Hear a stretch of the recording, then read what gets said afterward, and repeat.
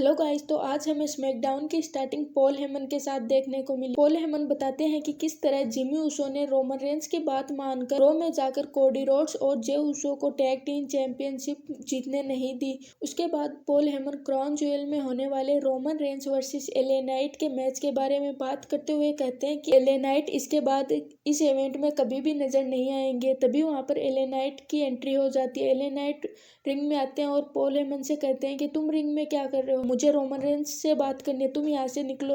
Paul Heyman ring से बाहर जाने लगते हैं। तभी एले नाइट उनको रोक लेते हैं और कहते हैं कि क्या ट्राइबल चीफ मुझसे डर गया है। एले नाइट कहते हैं कि मेरे और रोमन रेंस के बीच होने वाले मैच के लिए अगले हफ्ते कॉन्ट्रैक्ट साइन होने वाला है और उसके लिए रोमन रेंस को खुद को रिंग में आना होगा। इसके बाद एले नाइट वहां से चले जाते हैं और पॉल हेमन एले नाइट के जाने के बाद रोमन रेंस को कॉल करते हैं। लेकिन गाइस, आज के स्मैकडाउन में हमें रोमन रेंस देखने को नहीं मिले।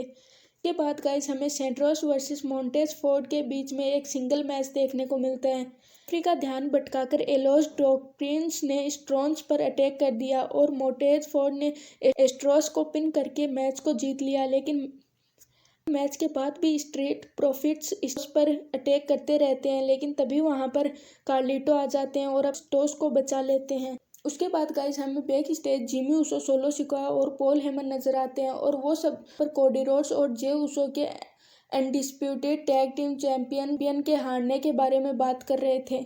उसके बाद गाइस, हमें जॉन सीना का सेगमेंट देखने को मिलता है। जॉन सीना बताते हैं कि रोमन रेंस अब तक 1100 दिनों से चैंपियन है। उसके बाद जॉन सीना कहते हैं कि जॉन सीना बताते हैं कि 2002 दिनों से वह कभी भी सिंगल मैच में नहीं जीत पाए हैं। जॉन सीना बताते हैं आखिरी सिंगल मैच 2018 में जीता था। उसके बाद जॉन सीना कहते हैं कि वो अभी भी रेसल कर सकते हैं और वो सभी रेसलर को कॉल आउट करते हैं और कहते हैं कि जो भी इस रिंग में आएगा उसकी वो हालत खराब कर देंगे। उसके बाद सोलो सिकोआ का थीम सॉन्ग प्ले होता है। सोलो सिकोआ रिंग में आते हैं और जॉन सीना और सोलो सिकोआ के बीच हमें ब्रॉल देखने को मिलती है। तभी जिमी ऊसो पीछे से जॉन सीना पर अटैक कर देते हैं, लेकिन तभी वहां पर जे ऊसो आ जाते हैं और जे ऊसो जिमी ऊसो को रिंग से बाहर खींच लेते हैं। लेकिन तभी वहां पर सिक्योरिटी गार्ड आ जाते हैं और जे ऊसो को वहां से बाहर ले जाते हैं। उसी बीच जॉन सीना सोलो सिकोआ के समोअन स्पाइक को काउंटर कर उन्हें ए लगा देते हैं। उसके बाद गाइस, हमें बैक स्टेज जे ऊसो, निक एल्डिस और एडम पियर्स नजर आते हैं। निक एल्डिस जे ऊसो पर $100 का फाइन लगाते हैं, जिस पर एडम पियर्स उन्हें कहते हैं कि जिमी ऊसो भी तो पिछली बार रॉ में आए थे। लेकिन निक एल्ड्रिस जे ऊसो के साथ साथ एडम पियर्स को भी बिल्डिंग से बाहर कर देते हैं। उसके बाद गाइस, हमें लोगन पॉल का सेगमेंट देखने को मिलता है। लोगन पॉल रे मिस्टीरियो पर शॉट लेते हैं और इसके साथ ही वो डोमिनिक मिस्टीरियो, रोमन रेंस और एले नाइट के बारे में भी बात करते हैं। उसके बाद वह कहते हैं कि उन्हें यूएसए चैंपियनशिप चाहिए। तभी वहां पर यूएसए चैंपियन रे मिस्टीरियो आ जाते हैं और रे मिस्टीरियो रिंग में आते हैं और वो कहते हैं कि तुम डोमिनिक मिस्टीरियो की तरह हो। उसके बाद रे मिस्टीरियो कहते हैं कि वो उनकी हालत कभी भी खराब कर सकते हैं और फिर रे मिस्टीरियो लोगन पॉल के खिलाफ अपनी चैंपियनशिप को डिफेंड करने के लिए तैयार हो जाते हैं और अब इन दोनों रेसलर के बीच हमें क्राउन ज्वेल 2023 में मैच देखने को मिलेगा।